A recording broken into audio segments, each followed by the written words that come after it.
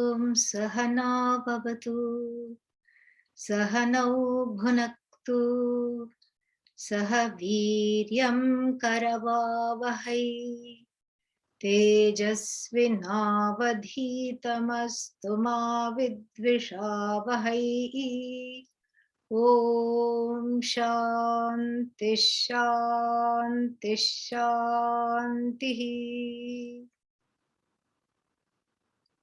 Namaste to all. Welcome to the holiday retreat organized by the Shivananda Yoga Farm. A very wonderful way to spend the holidays is to treat oneself repeatedly. That's why it's called retreat. Okay, so you treat yourself repeatedly to a bouquet of talks by various speakers on a variety of topics that have been very nicely divided into three, and so into three modules. And so this is the first of the three modules. And as always, I am delighted to be part of the program and share what has been taught to me by my teacher with everybody. And this is, this is something which is a wonderful thing to do, to be able to, it's a great blessing to be able to share what one knows. And this is an ongoing, the other thing that I'm very grateful for is the ongoing collaboration with the Shivananda Ashram. Very nice. And so today's talk, the topic is a verse from the Bhagavad Gita for personal transformation. And this was like a last minute talk idea when Swami Adi and I were speaking. And then at that time, I did not know what verse it would be. So then I said generally a verse for personal transformation, because it is safe, because you can open any page of the Bhagavad Gita and then take out any verse, and it is, and you are not worse off at all, because all of them are verses for the whole treatise are verses for personal transformation. The whole treatise is not just about personal transformation, but a complete and total inner revolution with regard to the way we see ourselves, we see oneself, ourselves, and the Jagat, the universe, and Ishvara, the source of the universe, that is the Lord. And this is what the Bhagavad Gita is all about. But what struck me for today, what might be useful, is to is to select one particular verse that would have the essence of the Bhagavad Gita in it, in many, many different ways. And it is a verse that comes in the right bang in the middle of the Bhagavad Gita. And one may wonder why it is coming in the middle of the Bhagavad Gita, because that is its rightful place. It's like the pendant in a necklace of verses. That's why it is right in the middle. It shines brightly, it draws attention to itself, and it dazzles in its message, and it dazzles and beautifies the one who is looking at it. It attracts and beautifies the one who is looking at it. And for these reasons, this is a very wonderful verse, a very important verse. So what is the middle of the Bhagavad Gita? If it has 18 chapters, the 9th chapter is the middle of the Bhagavad Gita. And this verse conveniently comes in the middle of the 9th chapter. A very famous verse. And I will chant it, and then we will go along with looking at what it might have to offer by way of personal transformation. Ananyashchintayanto mam ye janah paryupasate tesham nityabhiyuktanam yogakshemam vahamyaham. Ananyashchintayanto mam ye janah paryupasate tesham nityabhiyuktanam yogakshemam vahamyaham. This is the verse. And as I said, it is extremely famous, and there are reasons why it is famous. And one of the reasons, interestingly, why it is famous is because the last portion, Yoga Kshemam Vahami Aham, has been appropriated as a motto by one insurance company in India. Life insurance company of India has appropriated. And so if you're in India, you know this expression very well. And by extension, you know this verse very well, because everywhere you find advertisements, please buy insurance from our company. Why? Yoga Kshemam Vahami Aham. Vahami, from Vah, to carry. And carry what? Vahami Aham. I carry. I carry what? I carry yoga and kshema. And so this is the essence of this verse. Yoga and kshema I carry. And this is something which is a very big thing. Not only because the message is big, and we'll see what yoga and kshema are presently. So not only because the message of this is big, and also because of its placement in the middle of the chapter. But then what is also big is the fact that it is a promise to the hapless, hopeless, helpless individual known as the Jiva in Sanskrit, in the Bhagavad Gita. So the individual who is alienated from oneself, from others, and from the entire gamut of things, people, and situations that one encounters. And because of this alienation, there is avarice, there is pain, there is fear, there is sloth, there is apathy, there is some kind of a resistance, and all this. So this alienated individual is made a promise. And the promises are what?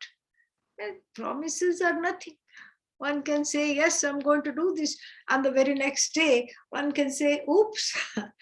It's the American expression. What is oops? I forgot. Oh, I didn't remember. Oops. Too bad. Oh, it just went out of my mind. One can say that, and one can go away. Therefore, here is a different kind of promise. And the Bhagavad Gita has many such verses of promise.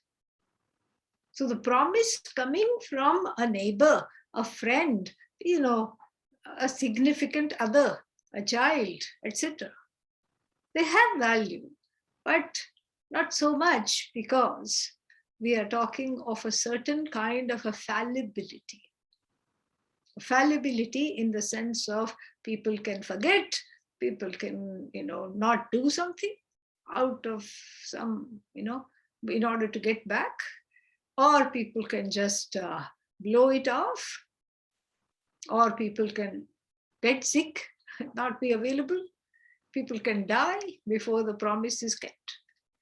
And so all these things are possible because eminently the people who make the promises are very much flawed. That is why we keep, ever since age 2, the child asks the mother, promise, are you going to do this?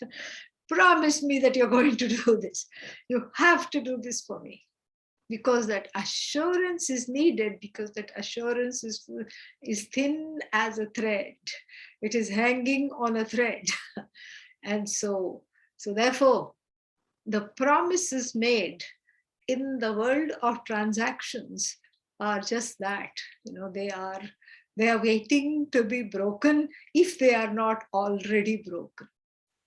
And what else is the story of life except for broken promises, broken words, broken hopes, broken dreams, broken, everything, broken trust. This is the story of life. That is why this promise is different, because it is made by that which is known as Bhagavan. That which is infallible is the word for Bhagavan. We do not say Bhagavan is infallible because it's a terrible setup. It's a setup waiting to come down, waiting to be taken down. It's a setup. It's a setup which is awaiting disaster. Because if you say, Bhagavan is infallible, then immediately, as soon as one thinks that one's prayers are not answered, then one sees Bhagavan as fallible. And so therefore here it is put differently. And how is it put? It is said, this is that which is infallible is the Lord. That over which I have no control. We are not talking of things over which you have control. We are talking of things over which there is no control. We are talking of situations, events, persons, and so many things that one encounters in the Jagat over which one has absolutely no control. This is what we are speaking of. And this no control, this is what is called, infallible. Inevitable is Bhagavan. Infallible is Bhagavan. So wherever there is infallibility, there happens to be the presence of Bhagavan. This is the idea. So if the promise that we are talking about is coming from a source of a source that is considered infallible, then there is no way it will be left unfulfilled, or it is just something to fob one off. Yes, you will get moksha, no problem, bye. No, it is not that. So the Bhagavad Gita is peppered with such verses everywhere. Name bhaktah pranashyati. A devotee of mine is never destroyed. This is a promise. Then, right from the beginning to the end, we have promises. Right at the beginning, we have yada, the famous promise, yada hi dharmasya glanir bhavati bharat, abhyutthanam adharmasya, tadatmanam srijamyaham.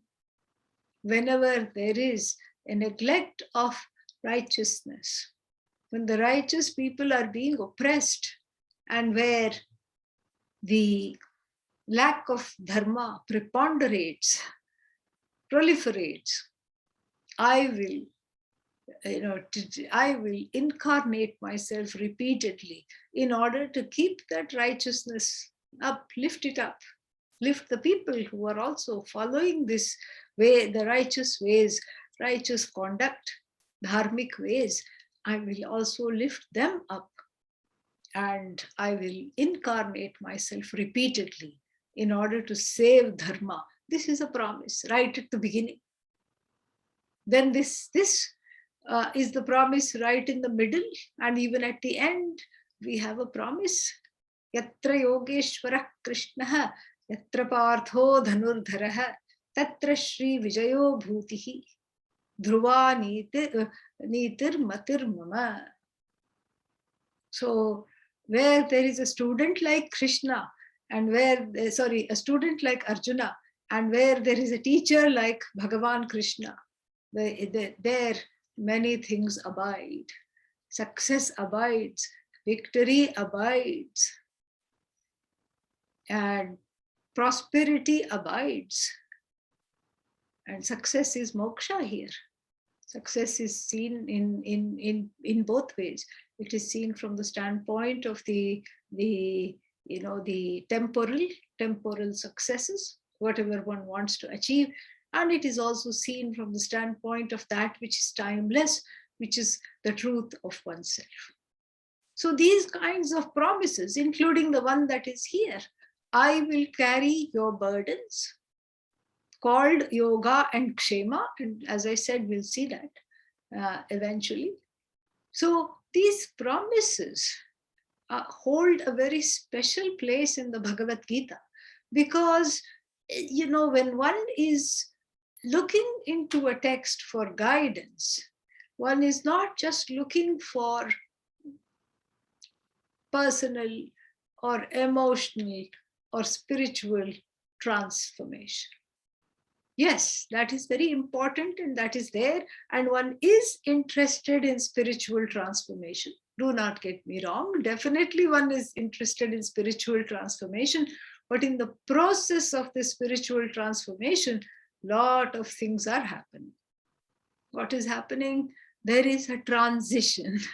One is leaving, so to speak, the old ways that do not function anymore in one's life. One is eschewing that, one is setting that on the side, and one is taking a leap. Like Hanumanji took a leap from Rameshwaram to Jaffna in Sri Lanka. That is the shortest distance between the between India and Sri Lanka. And it is thought that he left like that. So that leap of Hanumanji is seen as very auspicious, because we immediately look at this kind of a leap. The leap from the old, tired, and boring ways of interacting with oneself and with others. This no-end, dead-end interactions, which leaves one hopeless and dead-end. That's why it's called dead-end. Which leaves one completely dead-end, no going anywhere. They don't go anywhere. I mean, think about even a pleasant conversation you had with somebody. You talked about the weather, you talked about how nice it was to be somewhere, or you talked about a movie. Where did it, what did it do for you? Where did it take you? And how did it transform you? Nothing. It is just on the realm of everything expendable. Everything that comes and goes. Gata gatam kama kamaha labhante. Kama kamaha. This is from the verse just before the verse that we are going to study. Kama kamaha means the people who are interested in fulfilling various desires. Not that desires are wrong or bad, but if one is, but desires are funny. Desires, on the one hand, in the Bhagavad Gita itself are described as nothing but an incarnation of Bhagavan. Bhagavan declares himself to be incarnate as the desire in the human heart, in the human mind. Kamosmi Bharatarshabha. Dharma aviruddha bhuteshu kamosmi. I am that desire that does not transgress dharma, that does not transgress what is correct, what is right, what is appropriate, and what is right for each person. So I am that desire that abides with the laws, that goes along with the laws of dharma. And this is what it is. So in that sense, it is wonderful It is absolutely wonderful to have desires and to know that whenever there is a desire, wherever there is a desire, there is the presence of Bhagavan. This is wonderful. But desires are funny because if we don't see the desire as a manifestation of Bhagavan, it doesn't have the capacity to elevate. In fact, it brings one down. It brings one down into, some sadness, sorrow, anger, fear, all kinds of, difficult emotions. Why? Because it is, if you look at it from the practical standpoint, it is extremely difficult to fulfill even one desire, what to talk of all the ones that arise in the heart. Try fulfilling one desire, you'll know what I mean. First try, no go. Try again, no go. Try and try, and then what happens? Less than what one expected comes. Try again, better luck next time, and then what happens? Opposite of what one expected comes. So this is the story of life. Missed opportunities, missed desires, missed everything. And so therefore, for this purpose, there is the desires are very, very, precarious. If our relationship to the desire has not been examined and inquired into, that, the desires can be a very precarious thing, because they have the potential to be a catalyst for some kind of a personal transformation, or they have also the potential to mire the individual down. And so the desires collectively here are what are called in this verse yoga and kshema. Yoga and kshema are called desires. This is a technical word.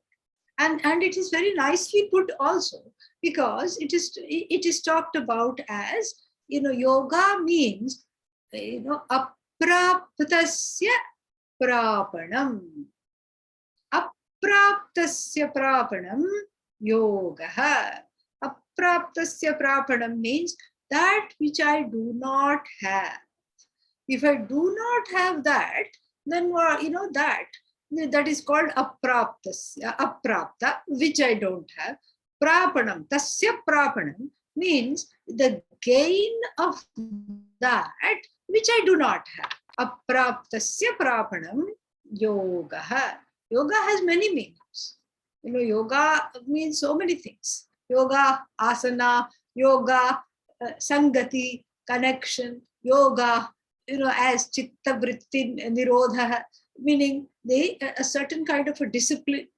So many meanings yoga has. And so therefore, what is it that we are talking about here? What we are talking about here is a specific technical definition of the word yoga, especially as it arises in connection to the word kshema. Yoga, kshema, when you see them together, immediately we come to the definition, the gain of that which is not gained, yoga. And then, so meaning, certain kinds of desires, I want this, I don't have this, whatever I don't have, and that which I want, that is called yoga. All the things I don't have and all the things which I don't have, I want those very things. This is called yoga. Right? And then along with that, we have kshema. What is kshema? Praptasya rakshanam. Kshema. Rakshanam, protection. Prapta means gained. Aprapta, ungained, yet to be gained. And then prapta, already gained. So, praptasya rakshanam kshemaha, apraptasya prapanam yoga. So now it is very clear. Yoga and kshema, what they are very, very clear.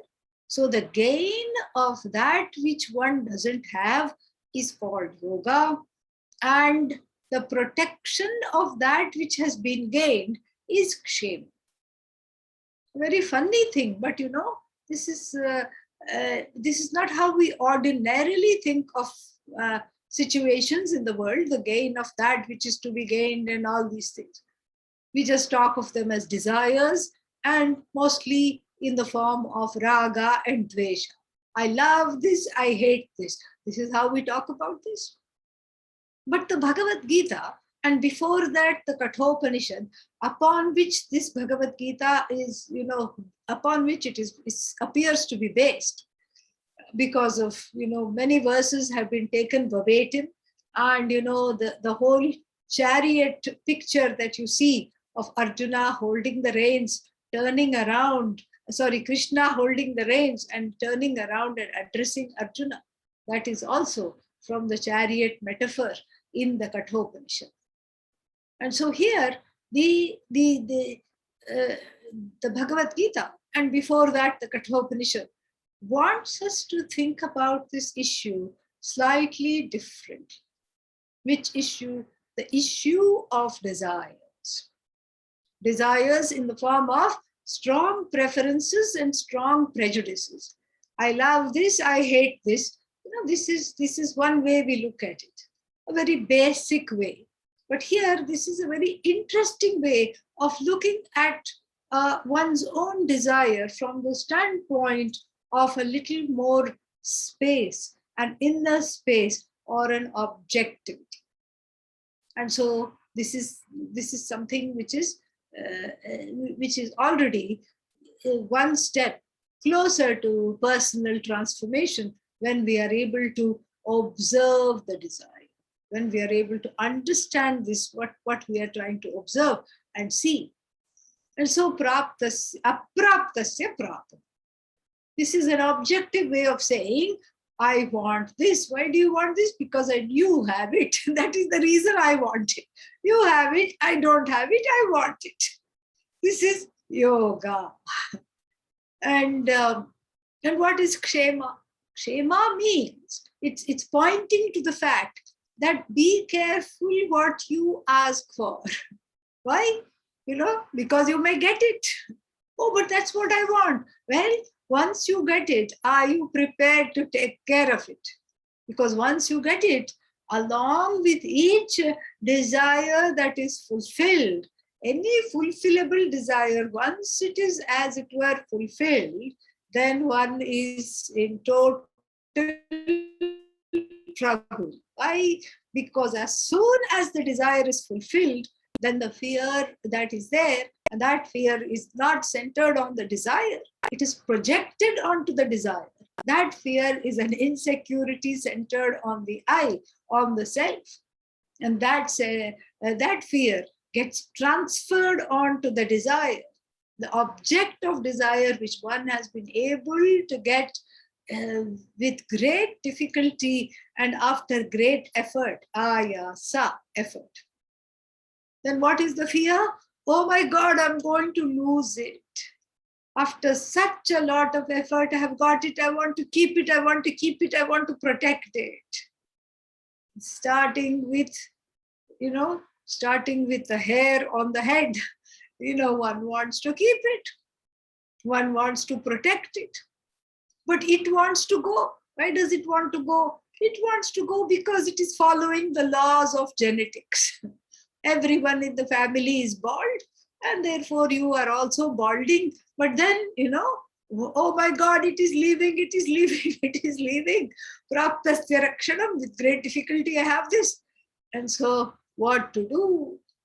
What to do other than a very difficult, elaborate comb over? 25 hairs, are grown long, and then they are combed over to give the near of a head full of hair. This is called kshema, praptasya rakshana. And how long does it take? Standing and making sure that it sits the right way and putting some, whatever it's called, some gel and everything. only to go out on a windy day and have it all, have Vayu Devata, expose that which one is trying to hide very, very, very badly. And what is that called?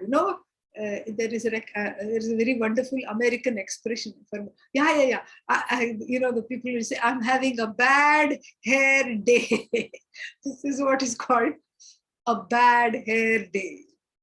This is what happens. So anything you get with effort requires 3 times more the effort to be able to keep it. 3 times more effort you have to put in order to be able to keep it.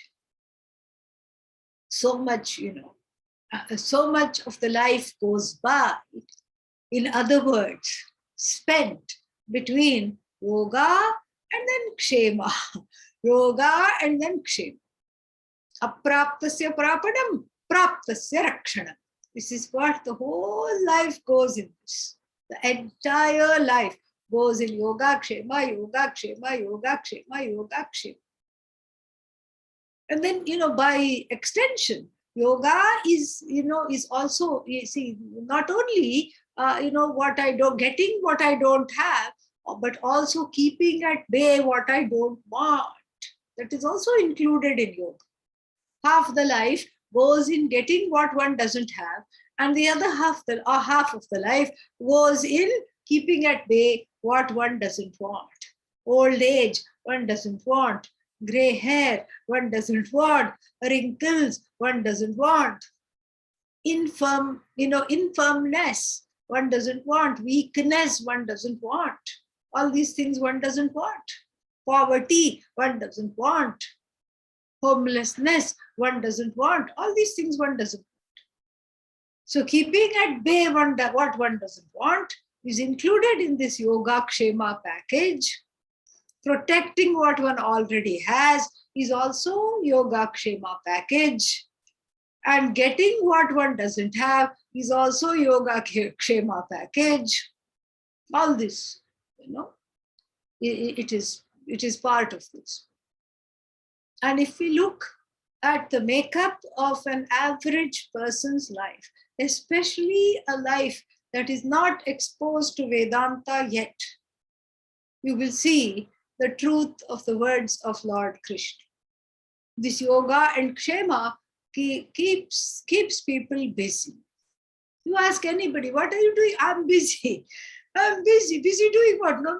So many things to accomplish, places to go, people to see, have to do this, have to do that. No, come, sit, talk. No, I don't have time. I don't have time to sit. Running. Running for what? In order to just drop. That's what it is. Running. Like that, there is a story written by Leo Tolstoy. How much land does one man need? And in that story, the man goes to the Tsar, and says, I want land, And the Tsar, who was a little sadistic, I suppose, says, okay, you can have as much land as you can cover when you run. As much ground as you cover as you run, you can have all that land. The man is very happy, he's young, he's strong, he runs.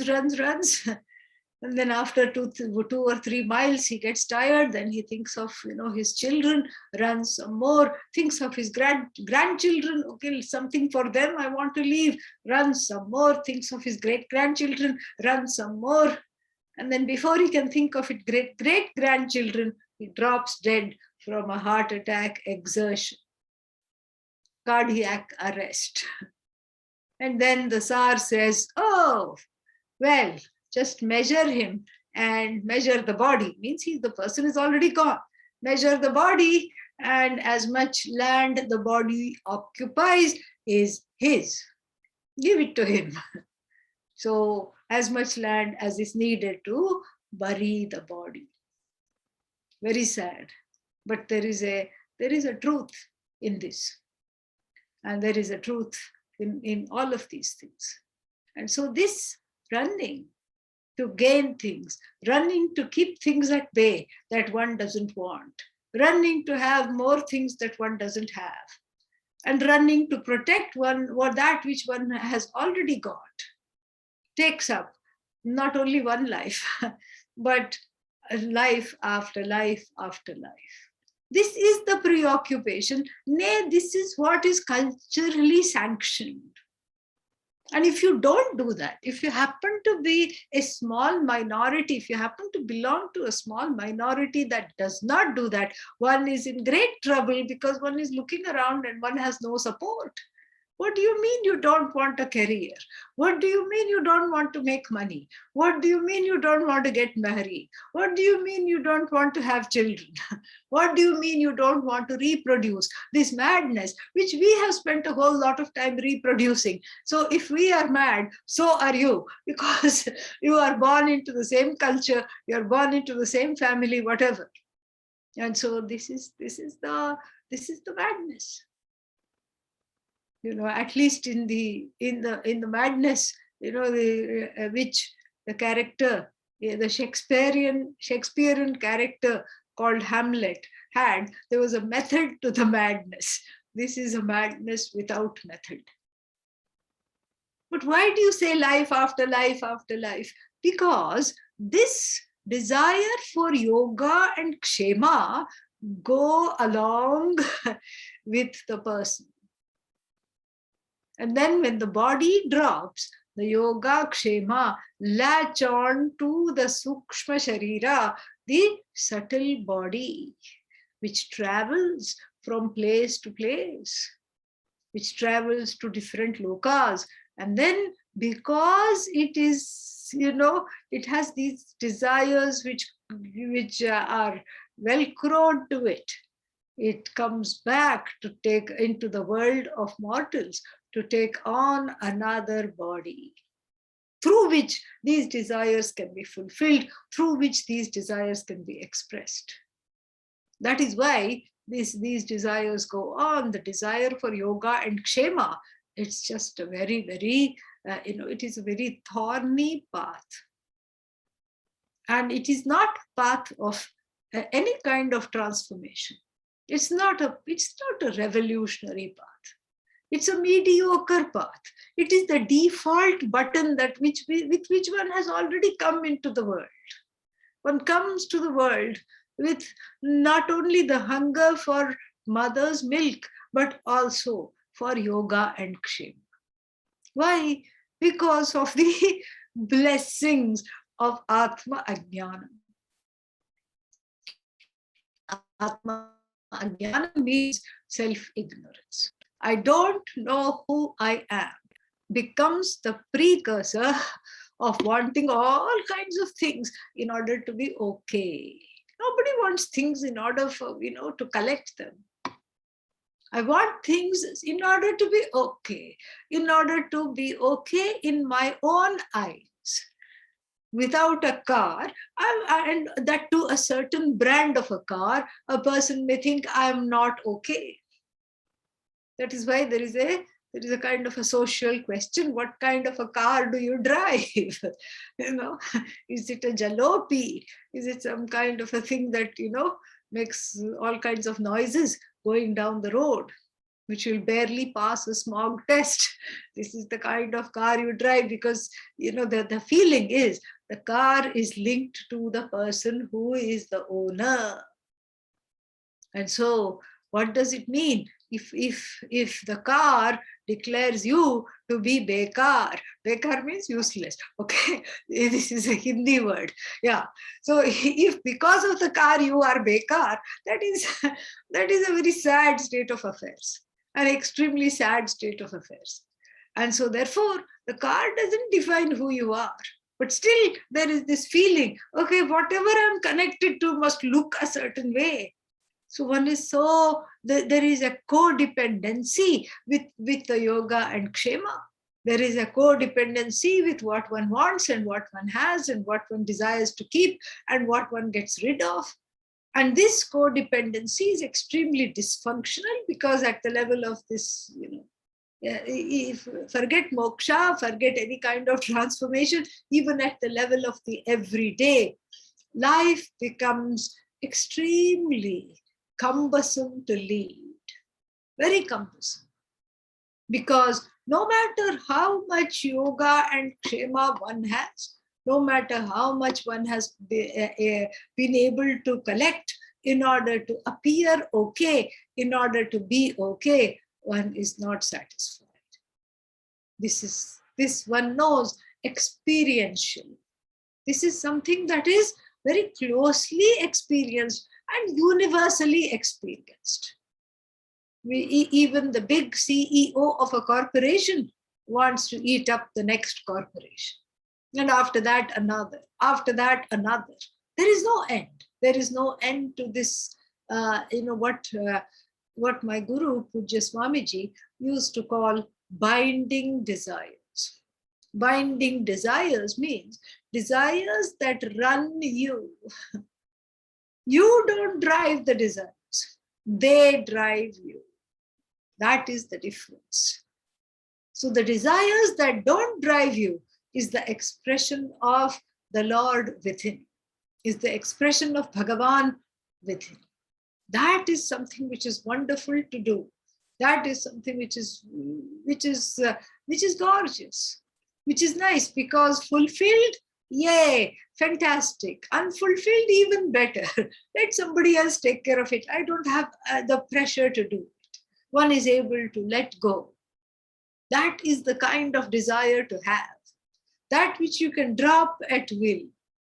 And this is what is asserted in the description of a person of knowledge in the second chapter. Prajahati yada kaman sarvan partha manogatan atmani eva atmana tushtaha sthita prajnah tada uchyate.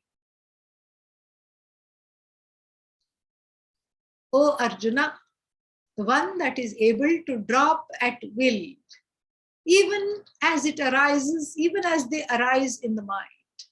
All the desires one is able to drop, even at the stage of a fancy, even when they are in the stage of a possibility, when they are just desires wannabe, not just desires fully, blown. They're still in formative stage. One is able to drop them at will. And that is the person, who is known as Sthita Prajna, the one who is steady in oneself. When the one who is steady as oneself, the one who is steady in oneself. Sthita Prajna tada uchyate.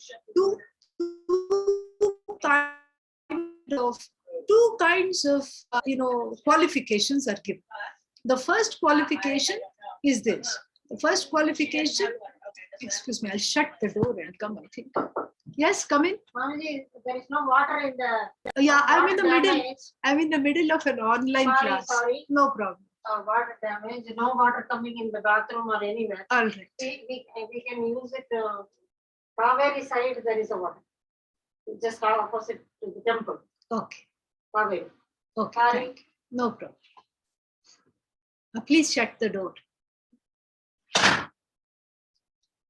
So therefore, these binding desires have a huge, they suck one dry. But whereas the person of knowledge is free of these kinds of binding desires. Those desires, they just come, they go. They come, they go. That is the first qualification of the jnani. And what is the second qualification? The second qualification is this. Is this. Atmani eva atmana tushtaha. Atmani eva atmana tushtaha means the one who is happy in oneself, being oneself, without the need for a crutch, without the need for a prop. That is the one that is called Sthita Prajna. The one who desires Shreyas. What is Shreyas? Shreyas is an absolutely beautiful word. Shreyas is the word for moksha, a fancy word for moksha. Moksha is the word, everybody knows. Moksha is freedom. But then again, there is a little head scratching moment. Freedom from what? Freedom from anything you don't want. Oh, from old age? Yes. Oh, that means if I gain this knowledge, I will be swimming in the fountain of youth. Not necessarily. Oh, but then you just said it is freedom from old age. It is freedom from the notion, quote unquote, I am old and therefore that is a bad thing. That is the notion.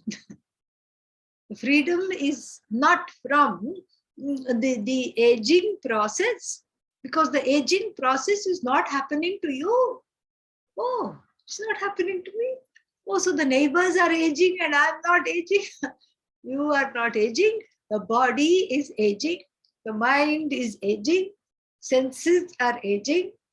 You are not aging. And so then what? What is happening? And so what is happening is that the teaching is taking place right now. What is the teaching? You are not the sum total of this body, mind, sense complex.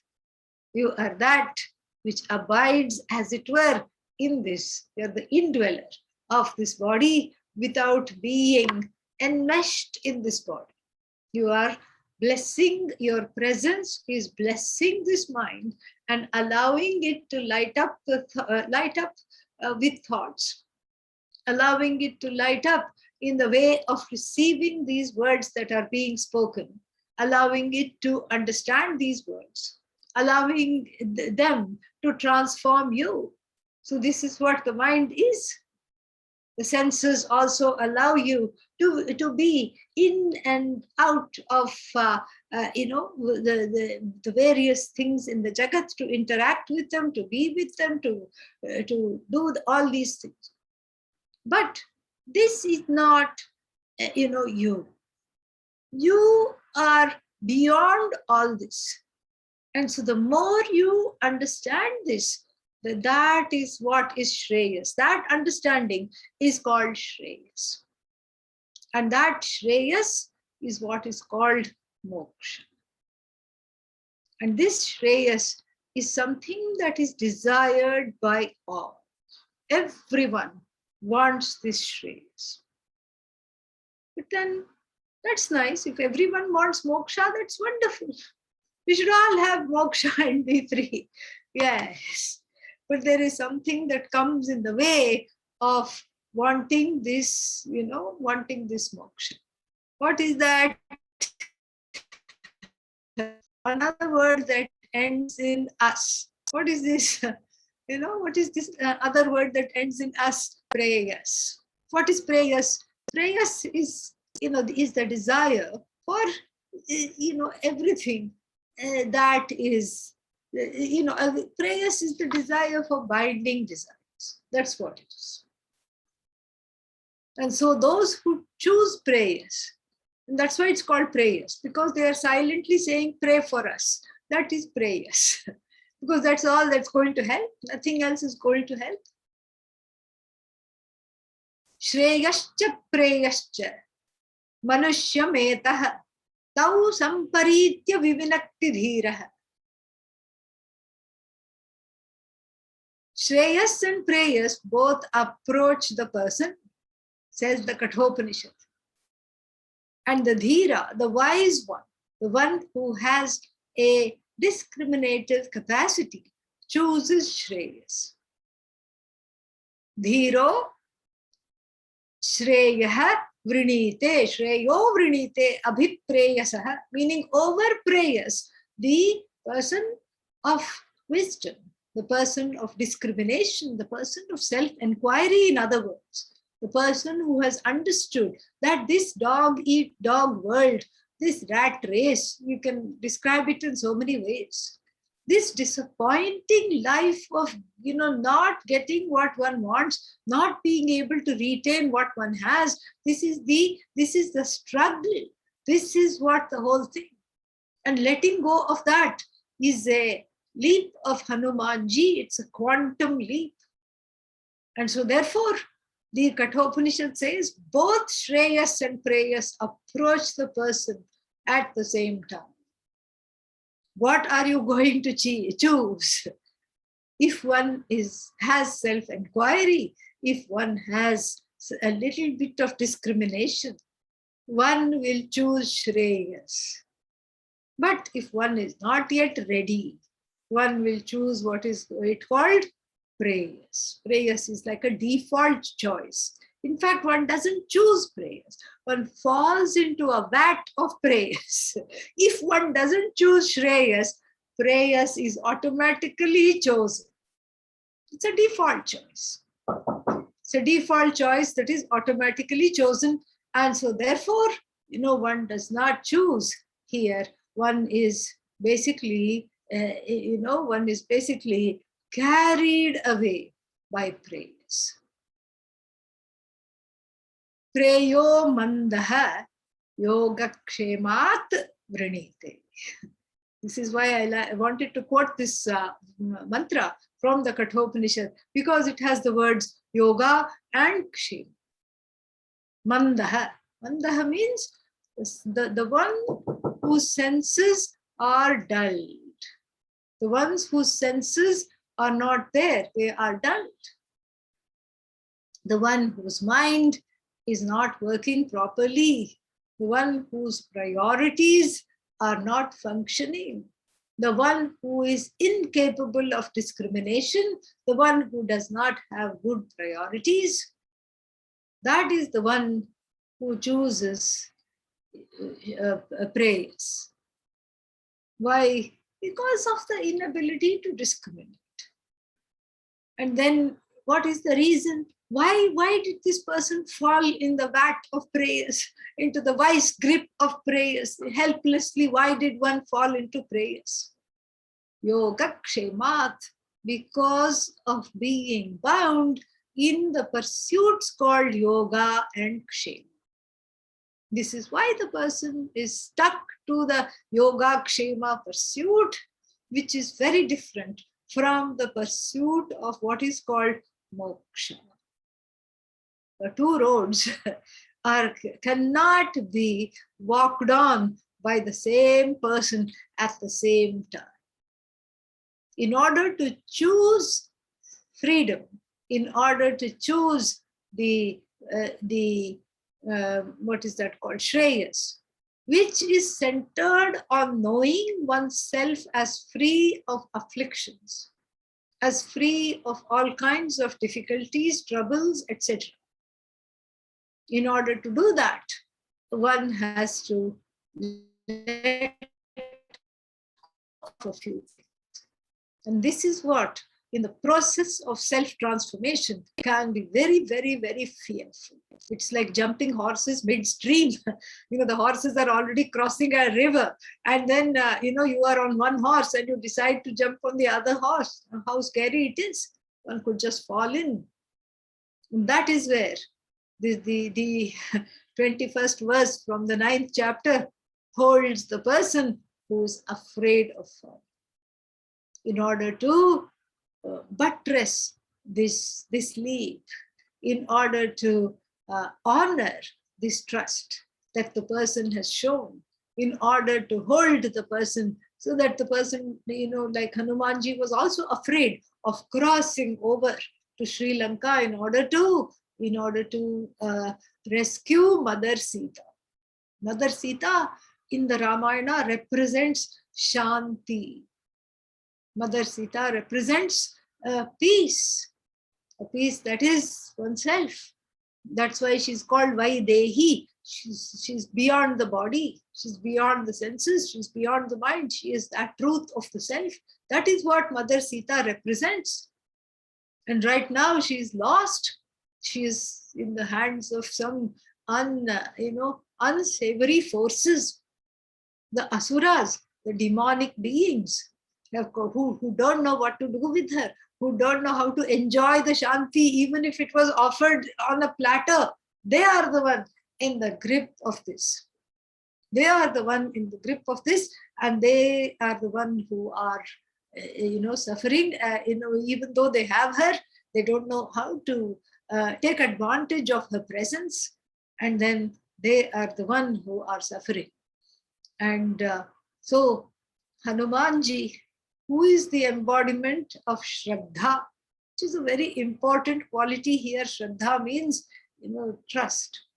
That trust which was broken when one was very young because of so many factors, just because of the fact one grew up, the trust that one has as a child is broken. So one dares to regain that trust. How? By seeking Bhagavan. This is what it is. By seeking Bhagavan, by taking Bhagavan's help in order to pursue Shreyas and eschew prayers. This is where the discrimination lies. And so Hanumanji embodies trust. In the beginning, he is very frightened, and until somebody comes and says, "You can do it. This is not a problem for you. You can just do it. Go for it. Just go." And then he goes.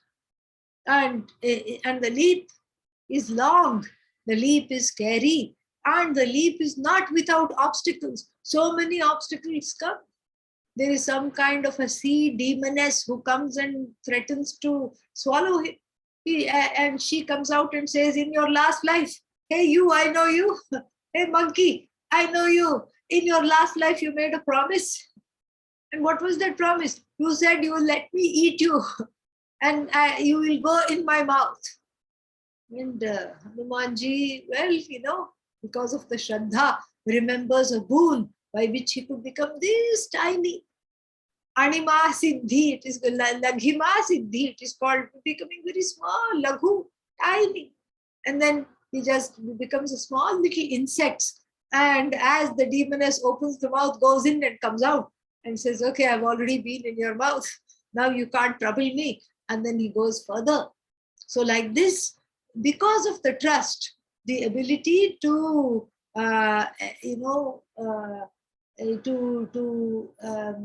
to cross over the obstacles comes. The ability, the courage to be able to keep on this path also comes. One is blessed by all these things. It's just a beautiful thing. Very, very, very, very wonderful thing. And so therefore what?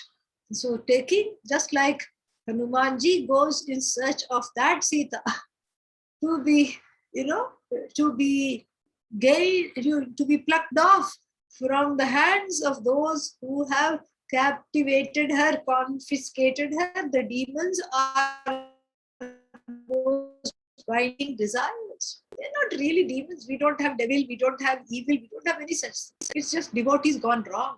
Ravana was such a devotee before hubris took over him. He was a devotee of Lord Shiva, very much so. And so then here what happens is that there is so much ashanti. Ashanti is created when these destructive forces in the form of binding desires eclipse the Shanti. They have taken Shanti, which is Sita, hostage. And therefore, Hanumanji is the potential student who is searching for this Shanti. First in the wrong places, because when he goes to Lanka, he looks for Sita in the palace. Sita is not in the palace. Then he understands, okay, Sita will never sit in a palace like this, but that is not my mother Sita. She would be somewhere, far away from all the luxuries of these captors. And so then he finds her in a meadow, in a garden, in an orchard of Ashoka trees. And again, this is again, what is the word for it? Metaphorical. Ashoka is the name of a tree. Ashoka means no sorrow. Very beautiful. No sorrow. Wherever there is Sita, there is no sorrow. Wherever there is Shanti, there is no sorrow. Wherever there is Shreyas, there is no sorrow. And that is what Hanumanji's mission, to extricate this Ashoka no shoka, no sorrow, and this shanti, that is what it is. This boundless, limitless joy, which is the truth of oneself, which the binding desires have, tied up and thrown away the key, locked up, tied up and thrown away the key. And this is where that correct choice, the blessing of the correct choice comes to aid. And that blessing is never too late to gain. I was talking to somebody today, and then, I found myself saying, we were talking about how, the body has to die of something or the other. One has to die of something or the other.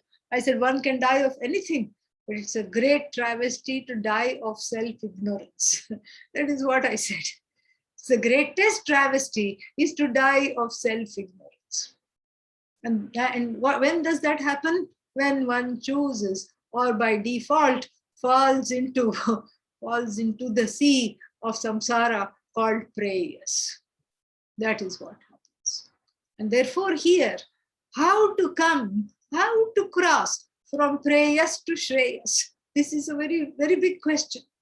How to cross from prayas to shreyas? And here is where the promise comes. Lord Krishna says very nicely, Yoga Kshema, your Yoga Kshema, Tava, your Yoga Kshema, Vahami Aham. I will be responsible for the things that are not yet gained for you, and the things that need to be protected that you have already gained. I will be responsible for that. Oh, really? Oh my God, that's such a relief. You will be responsible for that. Yeah. When? Once you let go. Here you're not letting me hold it. Let go. Yeah, but I am letting go. No, you're not letting go. Let go. This is Bhagavan and this is the Jiva. Okay. So let go. I have let go. Thank you. Thank you, oh Lord. No, you are not letting go. Let go. Now you have let go. So one thinks one is letting go, but one is holding on tighter and tighter, and then, and one, and Bhagavan is the one who's holding on to this. Very beautiful. Yoga Kshemam Vahami Aham. Okay, this is $1 million question. You are going to take care of my yoga? Yes. Bhagavan Krishna says, you are going to take care of my Kshema too? Yes. Oh, then what am I supposed to do?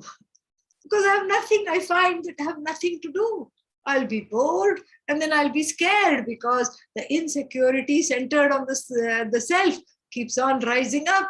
Like there is self-loath, there is self-distaste, there is self-questioning, self-judgment, fear centered on the self, insecurity centered on the self. All kinds of things rear their ugly heads. What you spend your time in chintanam. What is chintanam? Chintanam either can mean contemplation, or it can mean, if one is a jnani, it means contemplation. Or if one is a mumukshu, mumukshu means the one who desires moksha. It means, what does it mean? It means self-enquiry. So what is self-enquiry? Listening to talks like this. That is self-enquiry. Self-enquiry with the help of the Shastra. Self-enquiry is not just wondering, who am I? Because if you just wonder, who am I? The one who's asking is already ignorant. The correct answer will not come. That I am Brahman, that I am limitless, that I am free, that I am free of sorrow, fear, afflictions. That is not something to intuit. That is not something to just stumble upon, because we are talking of the nature of the one who stumbles. We are talking of the nature of the stumbler. And so therefore what? So therefore, what to do now? So the best thing to do is to see that the Shastra alone is the flashlight through which the ignorance can be dispelled. The cave of ignorance, which is the heart, which is the mind, filled with stalactites of doubts and stalagmites of despair and flying bats of distrust, is well lit And when the flashlight of the Shastra, handled by the teacher, lights up the cave of the heart, what do you see other than Bhagavan sitting there? This is the darshan that one is talking about. This is the darshan one craves. This is the moksha that one craves, not knowing which one falls into the samsara choices, samsaric choices of prayers and everything that it denotes. Very sad, but this is what it is. And so how to go from prayers to shreyas, to catch hold of Bhagavan's hand. Catch hold of this verse which says that I will take care of whatever you need. But how do I know? What if Bhagavan makes the promise and it is like the so many other broken promises, starting with the promises made by the primary scare givers, not caregivers, scare givers. Okay. So these caregivers which turned into scaregivers, these are the people who made the promises, and then then this is what it is. This is how it is. And so one is afraid to trust again. This daring to trust is the first thing that one cultivates with the help of bhakti, with the help of shraddha. How do you dare to trust? You pray to Bhagavan to give you shraddha. That's all one can do. You can cultivate shraddha by daring to trust. That's all one can do. You trust by beginning to trust. And then what happens? Then we open up more and more and more. No, I don't think Bhagavan will fulfill the promise. Well, you cannot say that until you put it to test. Put it to test. Things happen. You think you are doing it. You're not. Things are happening. If you're supposed to eat, you will eat. If you're not supposed to eat that particular meal, you will not eat. Very interesting it is.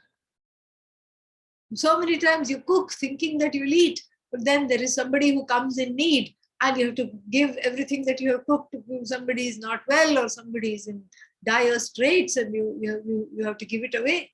Same thing happens with something else that you like. And so this way, this is the shift is in seeing that one is not the mover and shaker of things. The shift here is in seeing that one is not initiating anything here at all. The shift is in seeing finally that one is not the agent of the actions, and neither is one the agent of the results of action. One is just happening to be in the world, which is like a stage. Oneself who is an actor and filled with others also who are actors. This is what the thing is. We have our roles, we have our scripts, and sometimes the people around you forget the script and you have to prompt them, or you have to keep the play going somehow, even if you don't prompt them. That is what life is all about. That is what this is all about. And so yoga kshemam vahami aham means I will carry what you need, what you want will come. If you dare to cross, make this leap into searching for this shanti that you earn in the form of this Sita, which Lord Hanuman went after. If you dare to make this leap, I will take care of it. I will take care of you. This is a promise not made by a worldly person. It is made by none other than Bhagavan. Ananyas chintayanto mam ye janaha paryupasate. Those people who worship me, who seek me, they don't seek ends in life other than me. They seek me alone. Who is this Bhagavan? They seek me not in order to get something out of me. That is one form of seeking. One form of seeking is to say, oh Bhagavan, give me this. Oh Bhagavan, give me that. Nothing wrong. But here we are talking of a seeking that is a little more, a little, more evolved, a little more sophisticated, a little more, in other words, emotionally mature, a form of emotionally mature seeking where the end is not anything else other than Bhagavan. In the first form of seeking, Bhagavan is the means and the end is some objects in the world. In other words, prayers through Bhagavan. But Shreyas means choosing to know Bhagavan as the truth of oneself. In other words, committing to a life of study and Karma Yoga. That is a study of Vedanta Shastra and Karma Yoga. Along with it, it's a package deal, it goes together for emotional growth. And so the one who chooses to know me to the exclusion of other things, ye janaha, those people, paryupasate, they take this seeking as a form of a committed worship. Why is this seeking worship? Because that is really what Bhagavan is saying in the Bhagavad Gita, how he likes to be worshipped. Worshipping with flowers, okay. Worshipping with milk, fruits, and abhisheka, okay, theek hai. That's all okay. But the best form of worship is to know the truth of the self. That is a very deep and a wonderful form of worship.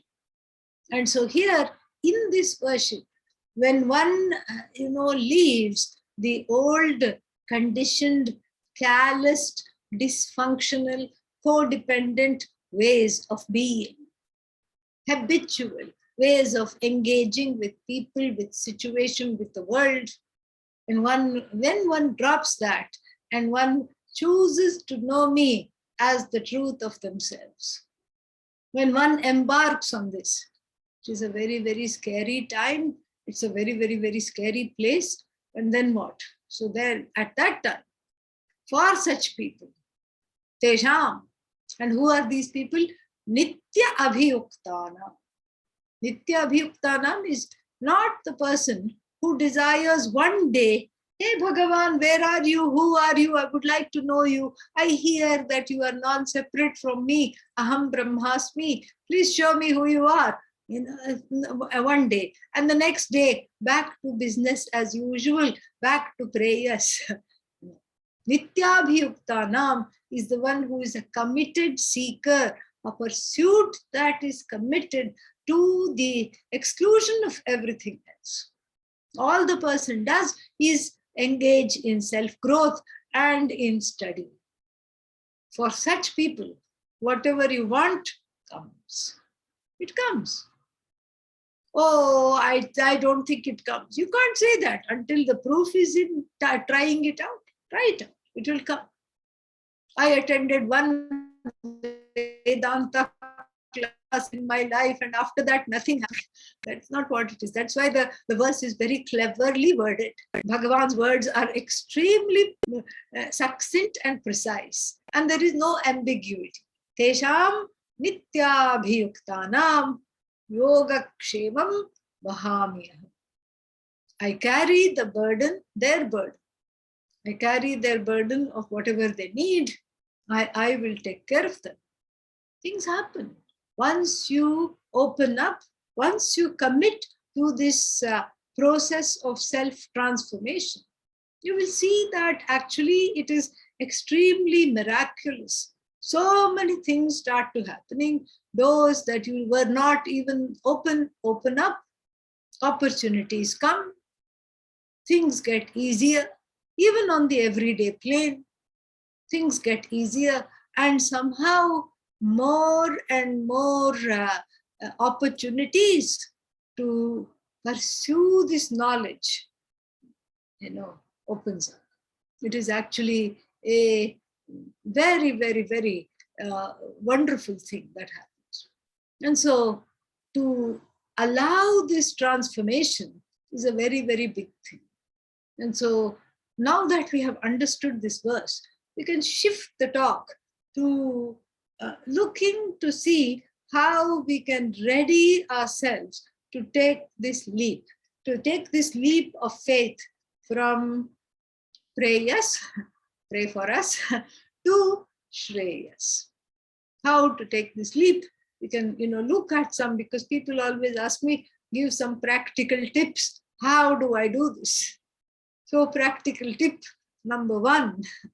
So the from prayas to shreyas, that leap, needs, that leap is something that is not, what is that?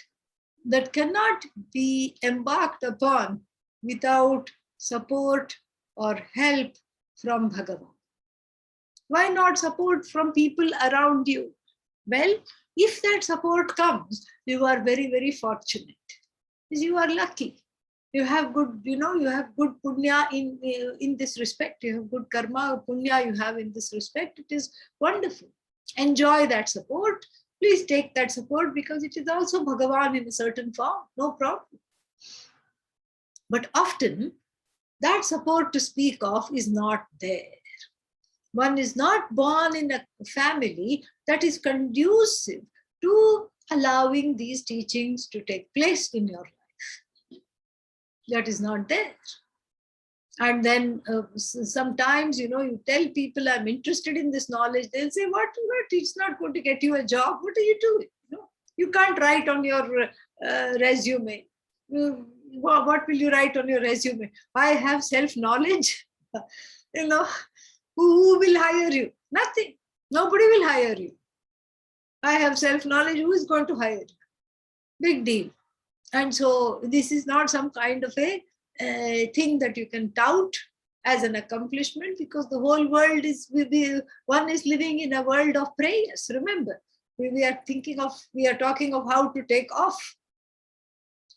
Most of the time, it is a journey, at least in the beginning, throughout, but at least in the beginning, before one finds like-minded people, before one finds satsang, and like-minded people, it is a journey that is embarked by oneself.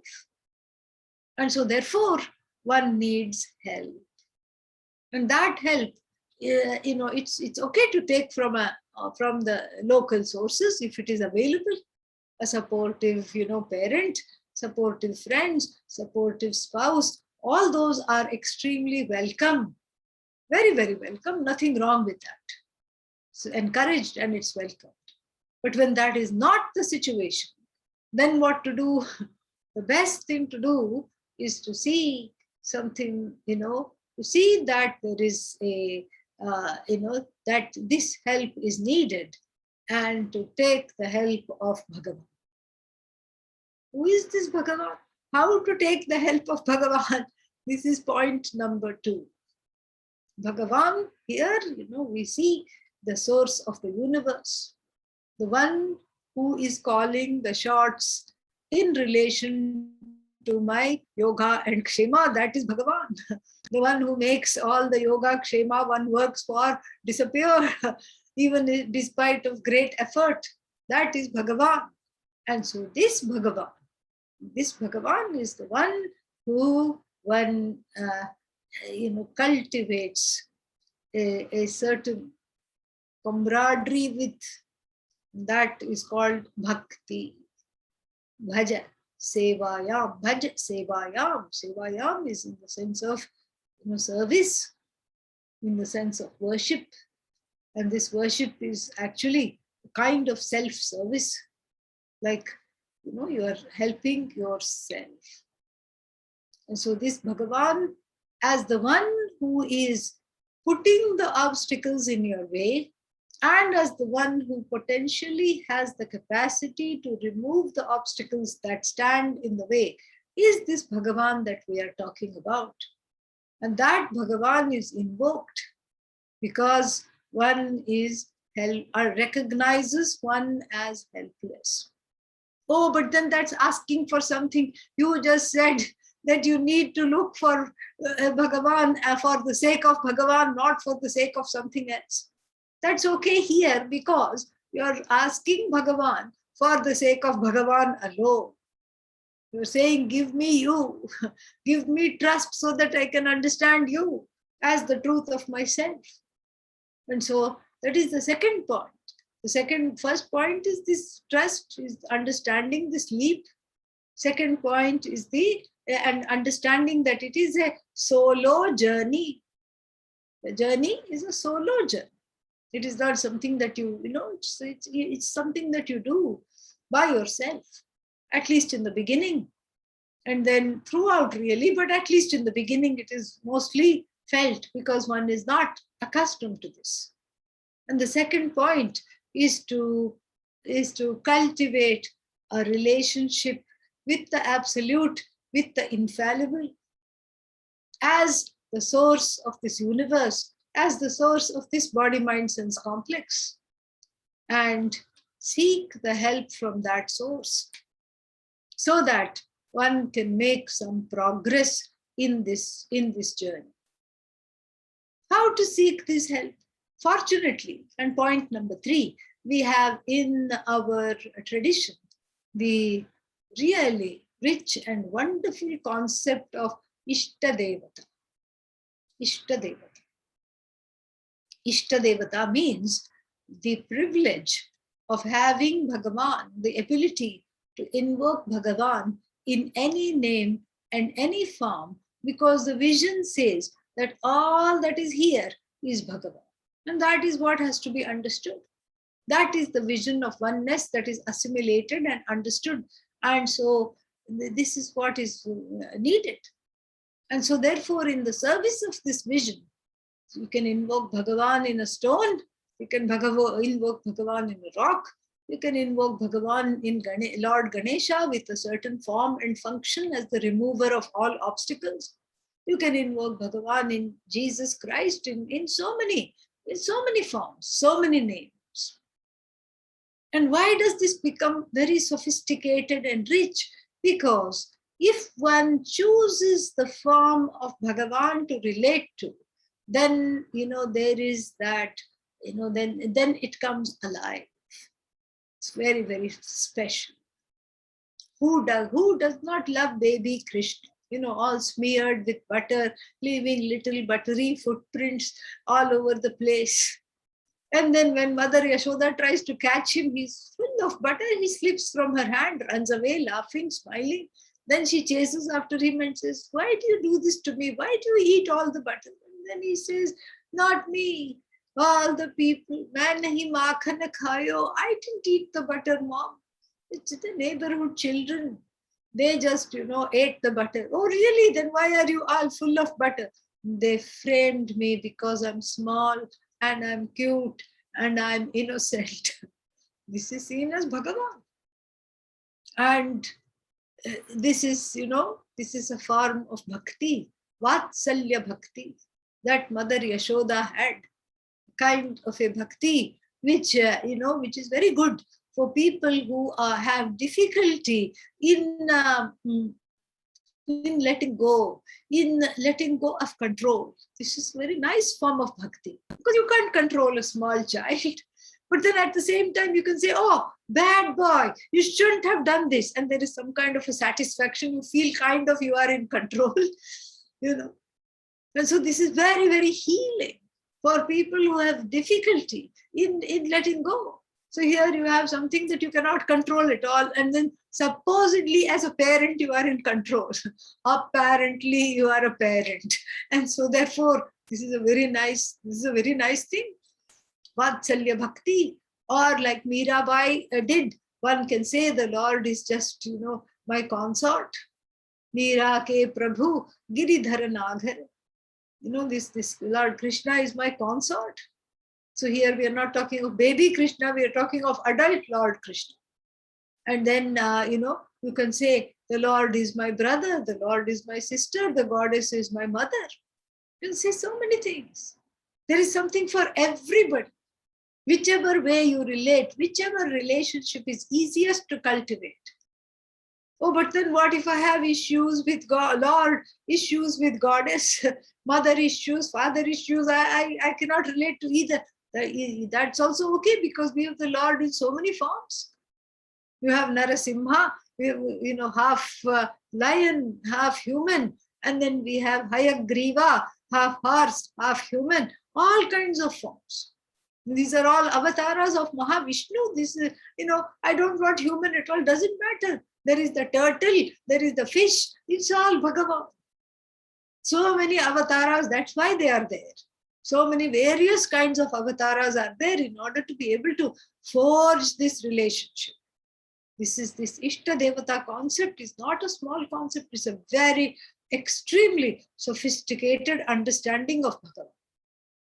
But so that it becomes easy to cultivate a relationship, just like it becomes easy to cultivate a relationship in the everyday world. Very, very, very, very nice. So beautiful. And so we have that, and that is a very wonderful bridge to cultivating relationship with Bhagavan in any name, in any form, with any function. You choose one or two forms to relate to, and then you can make it a point to make that relationship alive. Spend some time with it. This is extremely important. And then what? The next point is to allow the heart to open. The heart is like a stone lotus, forever a bud. Why is it a stone lotus? Because the regular lotus, when the sun rises and shines, it opens up easily. The rising sun, is the light of the Shastra, is the light of knowledge, and the budding open lotus is the heart of the recipient, the potential student. But if the lotus is not a flower, if it is made of stone, no matter how beautiful the sunlight of the Shastra is unable to open a stone lotus. Therefore, one learns to let go a little bit. One dares to trust again, bit by bit. One dares to trust the Shastra, because ultimately it is rewriting one's miserable autobiography. And what is the title of the autobiography? Why me? That is the title. Woe is me. That is chapter 1. Oh no, I have been tricked. Chapter 2. I have been let down. Chapter 4.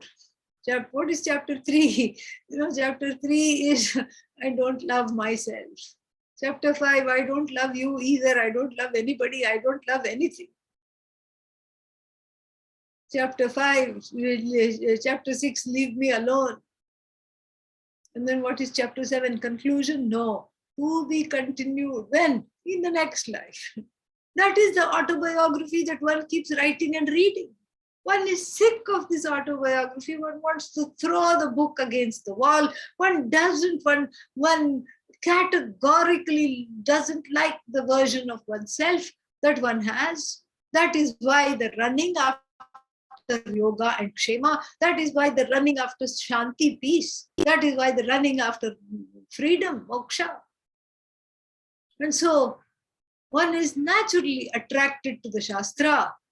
When she shows herself, the Upanishad is very beautiful because she has rewritten your autobiography to show that you are the most glorious thing alive, that you are that consciousness because of which everything is. You are the source of existence. You are the source of sentience. You are the only thing that is sentient. You are the only thing that is self-existent.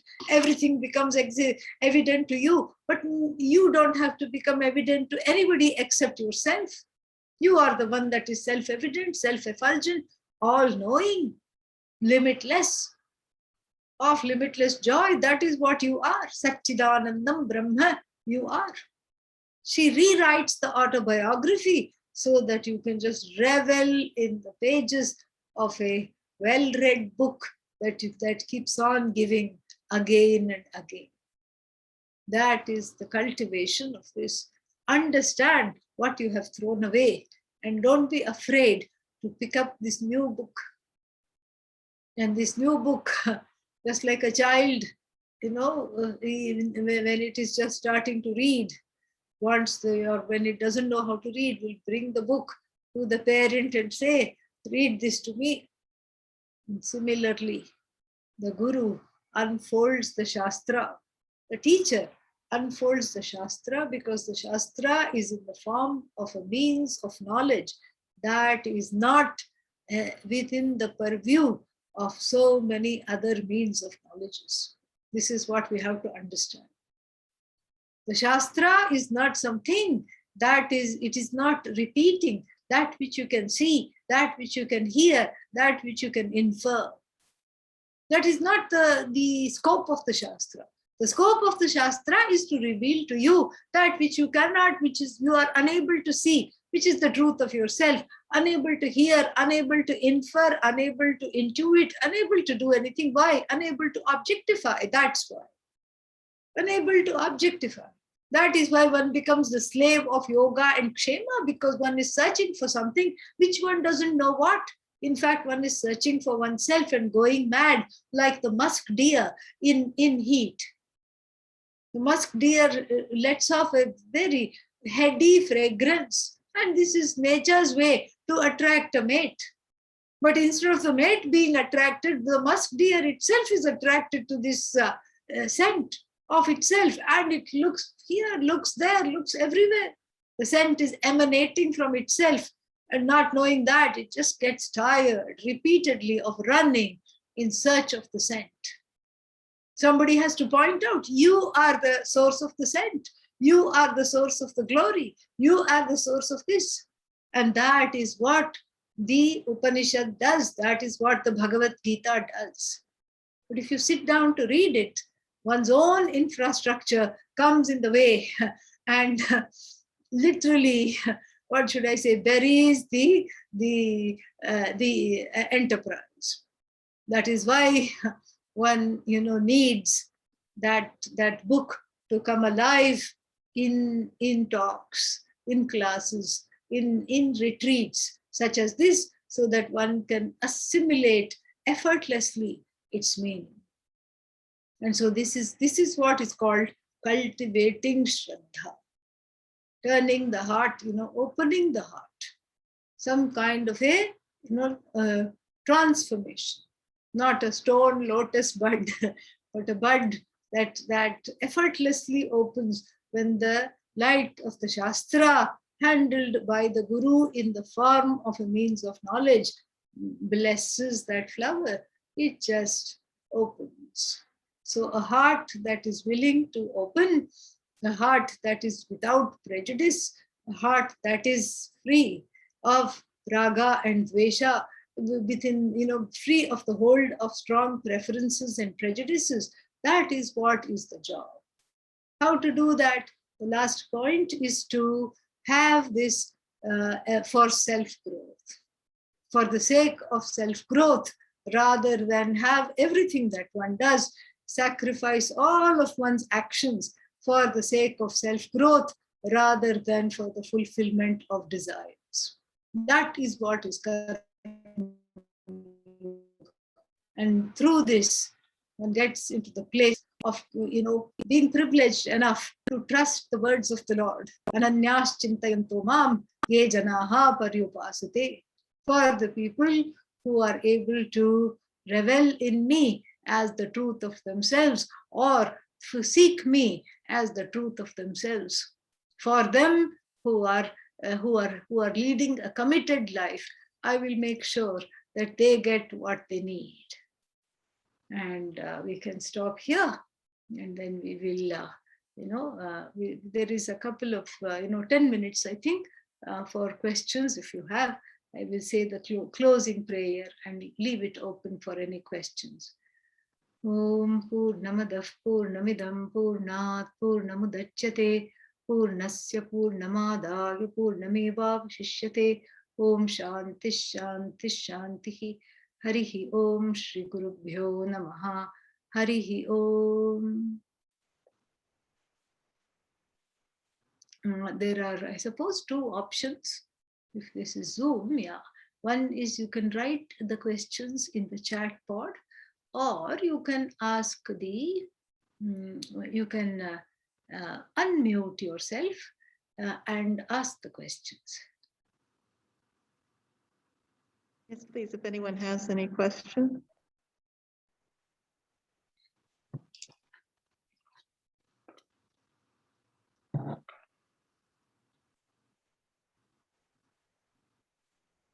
anyone here have any questions? That's fine. If there are no questions, no problem. It was all very clear, Swamini ji. I can't hear very well. I'm going to put these on and I'll ask you to repeat it, Swamiji.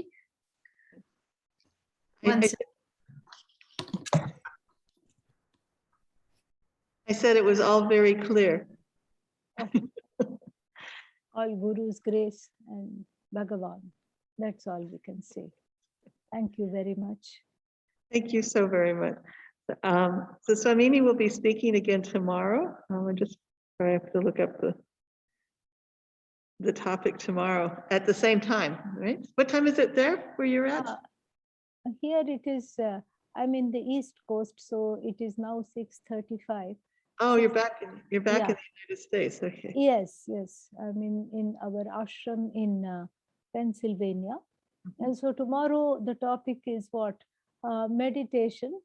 Meditation for acceptance and harmony. Yeah, for acceptance, peace, harmony. That's very Okay, so we will just do some